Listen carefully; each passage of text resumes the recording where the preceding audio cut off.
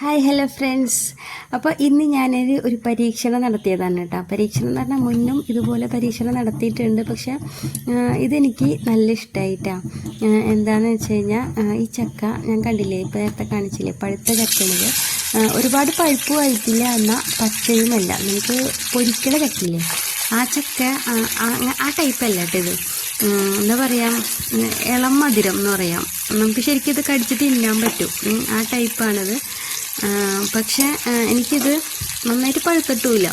അപ്പോൾ എനിക്ക് തോന്നിയതാണ് ഇതൊന്ന് പൊരിച്ചാലോ എന്ന്. എനിക്കറിയായിരുന്നു ഇത് പൊരിച്ച് കഴിഞ്ഞാൽ സാധാ ചക്ക വറുത്തതിൻ്റെ ടേസ്റ്റ് ഒന്നും വരില്ല എന്നൊക്കെ നന്നായിട്ട് അറിയായിരുന്നു. പക്ഷെ എന്നാലും എനിക്കൊരു വാശിയായിരുന്നു ഇത് പൊരിക്കണമെന്ന്. ഞാനപ്പോൾ അതുകൊണ്ട് മനഃപൂർവ്വം കുറച്ച് വെളിച്ചെണ്ണ ഒഴിച്ചിട്ടുള്ളൂ കേട്ടോ.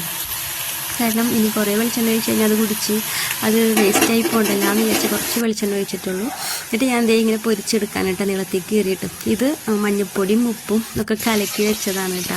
എന്നിട്ട് ദേ അത് ഒന്ന് കളറ് മാറി വന്നപ്പോൾ അത് കുറേശ്ശെ തെളിച്ച് കൊടുത്തിട്ട് ഞാൻ ദേ ഇങ്ങനെ പൊരിച്ചെടുത്തിട്ടാണ്. നന്നായിട്ട് മൊരിഞ്ഞിട്ടുണ്ട്. പക്ഷേ നമ്മൾ ചക്ക വറുത്തതിൻ്റെ അതേപോലെ ക്രിസ്പി ആവില്ല ഇട്ടത്.